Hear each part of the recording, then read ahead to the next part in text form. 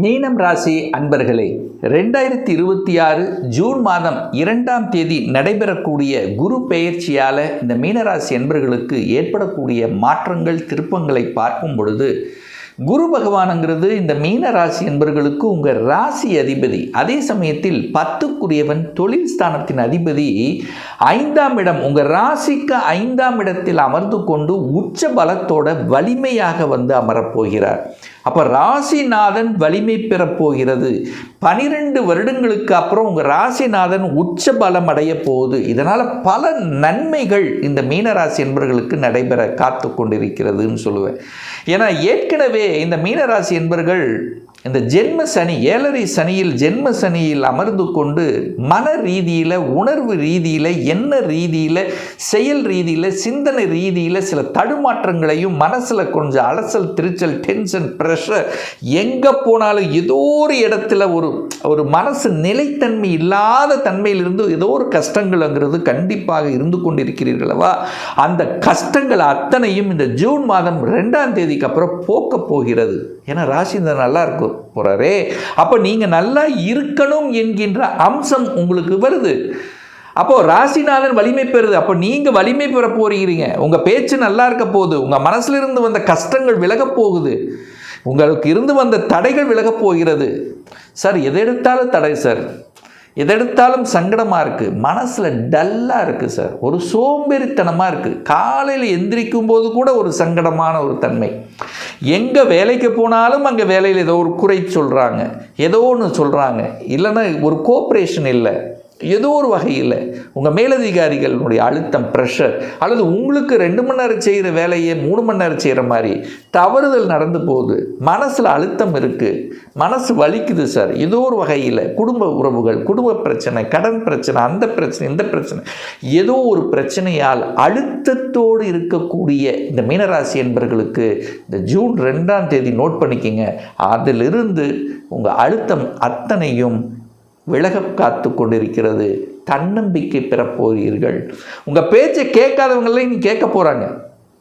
இந்த மீனராசி என்பர்கள் ஏன் சொல்கிறேன்னா, இப்போ ஜென்மசனி இருக்கும்போது சனி பகவான் அங்கே உட்கார்ந்துருக்கார், விரையாதிபதியாக இருக்கார், அங்கே சந்திரன் இருக்க போது உங்கள் ராசி. அதனால தான் நீங்கள் மீனராசி. அவன் சந்திரன் என்கின்ற மனது காரகத்தை அந்த சனி என்கிற இருட்டு கிரகம் இருக்கும்போது மனம் தடுமாறி கொண்டிருக்கிறல்லவா? இப்போ குரு பார்க்குறார், நேராக உச்சமாக இருந்து உங்கள் ராசியை பார்க்குறார். எப்படி நீங்கள் இப்படி இருக்க போகிறீங்க? இல்லை, இனி நீங்கள் நல்லா இருக்க போகிறீங்க, எழுச்சி எழுந்திரிச்சு வாங்க அப்படிங்கிற தன்மையில் இருக்க போகுது. சுறுசுறுப்பு இல்லாதவர்களுக்கு சுறுசுறுப்பு இருக்க போகுது. ஒரு பாதை தெரியாதவர்களுக்கு ஒரு பாதை தெரிய போகிறது. சமாளிக்கக்கூடிய அழுத்தத்தில் இருக்கின்றவர்களுக்கு சமாளிக்கக்கூடிய உத்வேகத்தை கொடுக்கும். பார்த்துக்கல என்ன ஆயிர போகுது அப்படிங்கிற அந்த ஒரு இது வரும். உங்களுடைய தன்மானத்தை விட்டு கொடுக்காத தன்மைங்கிறது நிச்சயமாக ஏற்படுத்தும். அப்போ ஜூன் 2க்கு அப்புறம் நல்லா இருக்க போகிறீங்க, குறித்து வச்சுக்கோங்க. இப்போ டல்லாக இருக்குது, ஒரு மாதிரி இருக்குன்னா எல்லாத்திலும் மீண்டு வரக்கூடிய தன்மை இந்த மீனத்துக்கு உண்டுன்னு சொல்ல போகிறேன். தனத்தில் இருந்து வந்த பிரச்சனைகள், குடும்பத்தில் இருந்து வந்த பிரச்சனைகள், குடும்ப காரியங்களில் தடைகள், இதெல்லாம் அத்தனையும் விலக காத்து கொண்டிருக்கிறது. நல்லவைகள் நடக்கக்கூடிய தன்மை. கணவன் மனைவிக்குள்ளே சின்ன சின்ன விஷயத்துக்கு கூட சண்டை வருது சார், சின்ன சின்ன விஷயத்திற்கு தடை வருது சார், ஏதோ ஒரு பிரச்சனை வருது. நம்ம 2 பேர் நல்லா இருந்தாலும் குடும்ப உறுப்பினர் எதையாவது தலையிட்டு எதையாவது பண்ணி ஒரு பிரச்சனை பண்ணி வச்சிடுறாங்க அப்படிங்கிற தன்மை இருக்கும். பணத்தால் பிரச்சனை, இதெல்லாமே சரி செய்யக்கூடிய ஒரு காலகட்டமாக அமையிருக்கிறது. தைரியம் நல்லா இருக்க போகுது, வீரியம் நல்லா இருக்க போகுது, எழுச்சி நல்லா இருக்க போகுது. இடம், நிலம், வீடு, வண்டி, வாகனம் வாங்கக்கூடிய யோகம் இருக்கிறது. தடைபட்டு கொண்டிருந்த விஷயங்கள் அத்தனையும் சக்ஸஸ் ஆக போகிறது. இடத்த வாங்க போகிறீங்க, நிலத்தை வாங்க போகிறீங்க. அதாவது மாற்றம், அந்த சேஞ்சஸ்ங்கிறது நேராக வரும். இது வரைக்கும் வேலை இல்லை சார், வேலை கிடைக்க மாட்டேங்குது, எப்படியோ கோவப்பட்டு ஆக்ரோஷப்பட்டு டென்ஷன் பட்டு வேலை விட்டுட்டேன், ஆனால் தேடுறேன், ஆனால் கிடைக்க மாட்டேங்குது. எல்லாத்துக்கும் இந்த ஜூன் 2ஆம் தேதிக்கு அப்புறம் சக்ஸஸ் கொடுக்கும். குரு 5ல் வந்து உட்கார போகிறார். அந்த 5ஆம் இடம் என்பது குழந்தை ஸ்தானம். அந்த குழந்தை பாக்கியம் இல்லாத இந்த மீனராசி என்பவர்களுக்கு குழந்தை பாக்கியம் உண்டு. சார், எல்லா பாக்கியங்களும் நமக்கு இருக்குது, இந்த குழந்தை பாக்கியம் மட்டும் இல்லை. திருமணமாகி 2 வருஷம் ஆச்சு, திருமணமாகி 1 வருஷம் ஆச்சு, திருமணமாகி 3 வருஷம் 4 வருஷம் ஆச்சு, அந்த குழந்தை பாக்கியம் தடைபட்டு கொண்டிருக்கக்கூடிய மீனராசி என்பவர்களுக்கு குழந்தை பாக்கியம், குழந்தை வரம் கிடைக்கக்கூடிய ஒரு அற்புதமான அந்த குரு பயிற்சியாக இந்த மீனத்துக்கு அமைய இருக்கிறது. என குரு குழந்தை காரக கிரகம். குழந்தையால் மன சங்கடங்கள், குழந்தைக்கு செட்டில் ஆகலை, குழந்தைகளுக்கு ஒரு நல்வாழ்க்கையை அமைத்து கொடுக்கல, அப்போ குழந்தைகளை நினைத்து வருத்தப்பட்டு கொண்டிருக்கக்கூடிய மீனராசி என்பவர்கள் அந்த வருத்தத்திலிருந்து விடுதலை பெற்று குழந்தைகளால் சந்தோஷத்தையும் மன அமைதியையும், குழந்தைகளால் நல் நட்புணர்வு கொடுக்கக்கூடிய ஒரு காலகட்டமாக அமையிருக்கிறது. ஏன்னா குரு அப்படிங்கிற உங்கள் ராசிநாதன் எங்கே பார்க்குறாருன்னா 9ஆம் இடத்தை 11ஆம் இடத்தை உங்கள் ராசியை பார்க்குறார். குரு எங்கே பார்க்குறாரோ அங்கே வளர்த்தி விட்டுரும். அப்போ எங்கே பார்க்குறார்? 5ஆம் பார்வையாக 9ஆம் இடத்தை பார்க்குறார். பாக்கிய பார்வை பார்க்கிறார்.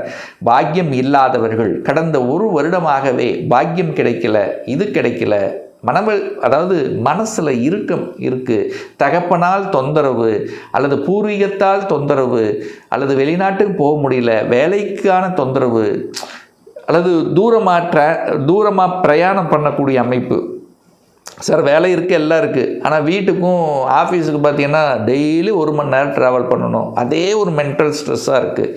ஸோ இப்படியெல்லாம் இருக்கக்கூடியவர்களுக்கெல்லாம் விமோச்சனம் கிடைக்கக்கூடிய குரு பயிற்சியாக அமைய இருக்கிறது. அப்போ நல்ல பாக்கியங்கள் கிடைக்கும், பெரியோர்களின் ஆதரவு கிடைக்கும், குருமார்களினுடைய அந்த அந்த கடவுளினுடைய அனுகிரகம் கிடைக்கும். சார், 1 வருஷமாகவே வேண்டாத தெய்வம் இல்லை, போகாத கோயில் இல்லை, இஷ்ட தெய்வத்தை கும்பிட்ட, அது போட்ட, இது பண்ண, ஒன்றும் பெருசாக நடக்கலை, அதெல்லாம் உங்களுக்கு இப்போ கிடைக்கப் போகிறது. 5ஆம் இடம் என்பது குலதெய்வம். குலதெய்வத்தினுடைய பரிபூர்ண அருள் உங்களுக்கு கிடைக்க போகுது. அப்போ இந்த வருடம் பாருங்கள், குலதெய்வத்துக்கு சென்று வர வர வர மாதம் குலதெய்வத்துக்கு போயிட்டு வாங்க. மீனராசி என்பவர்களுக்கு இருக்கிற அத்தனை தடையும் போக போகுது, விலக போகுது. கெட்டியாக உங்கள் குலதெய்வத்தை பிடித்து கொள்ளுங்கள். ஒவ்வொரு மாதமும் குலதெய்வத்தை சென்று வரக்கூடிய இந்த மீனராசி என்பவர்களுக்கு எந்த பிரச்சனையும் ஏற்படுத்த போவதில்லை. அது கடவுள் பார்த்துக்குவார். ஏன்னா 1, 5, 9 என்பது கடவுளினுடைய ஸ்தானங்கள் என்று சொல்லுவோம். அந்த கடவுள்கிட்ட பொறுப்பை விட்டுருங்க, அத்தனையும் உங்களுக்கு நல்லபடியாக நடக்கக்கூடிய ஒரு வருடமாகவே. ஏன்னா 7.5 சனி எப்படி ஜென்ம சனி தான் இருக்க போகுது. எப்படி இருந்தாலும் ஏதோ ஒரு குழப்பம், ஏதாவது ஒரு சங்கடங்கள், அந்த சங்கடங்கள் எல்லாம் விளக்கக்கூடிய அமைப்பு உங்கள் குலதெய்வ வழிபாடால் நிவர்த்தியாகிறது. இந்த குரு 5ஆம் இடத்திலிருந்து 11ஆம் இடத்தை பார்க்குறார். 11ஆம் இடம் என்பது லாபஸ்தானம். அப்போ குரு 11 பார்க்கும்போது இந்த லாபத்தை வளர்த்து விடுமா இல்லையா? லாபஸ்தானத்தின் அதிபதி யார்? சனி பகவான் அல்லவா? அந்த சனி பகவானையும் குரு பார்க்கிறார்.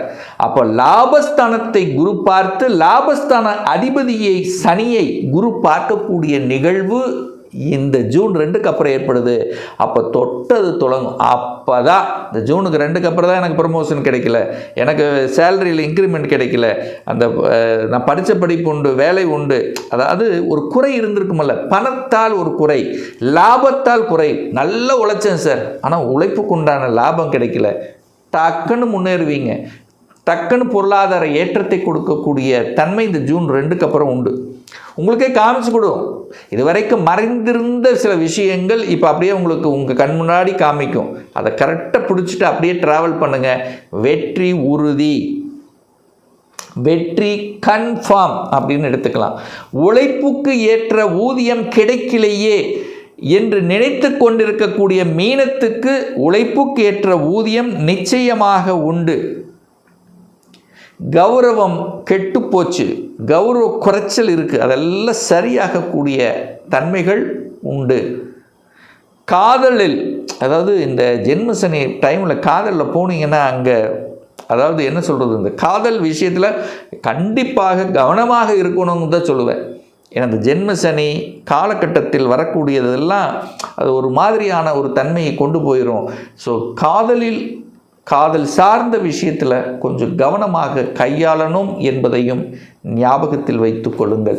ஸோ விரயம், இந்த கடன், கடன் சார்ந்த விஷயங்கள், வம்பு வழக்கு, கோர்ட்டு கேஸ், இந்த மாதிரி நெகட்டிவ் விஷயத்துக்குள்ள கண்டிப்பாக இந்த மீனராசி என்பர்கள் போகக்கூடாது. வேலையும் அதே மாதிரி அவசரப்பட்டு, கோபப்பட்டு, ஆக்ரோஷப்பட்டு விட்டுறக்கூடாது. அப்படியும் மாறணும்னா இதுக்கு இந்த கண்டிஷன், இன்னொரு வேலையை அமைச்சிக்கிட்டு தான் மாறணும். அந்த வேலை கிடைக்குமா? ஜூன் 2ஆம் தேதிக்கு அப்புறம் நல்ல வேலை உங்களுக்கு அமையும். ஸோ இந்த மீனராசி என்பர்களுக்கு இந்த குரு பயிற்சியால் உங்கள் ராசிநாதன் உச்சமாக இருக்கிறதுனால நல்ல செழுமையான, உச்சமான, உயர்தரமான, நினைச்சது சாதிக்கக்கூடிய எண்ணத்தில் கொஞ்சம் அந்த என்ன சொல்கிறது, மனசில் குழப்பமெல்லாம் நிவர்த்தி அடையக்கூடிய நல்ல மதிநுட்பத்தோட லாபத்தை அனுபவிக்கக்கூடிய ஒரு நல்ல வருடமாகவே அமையப்பெறும்.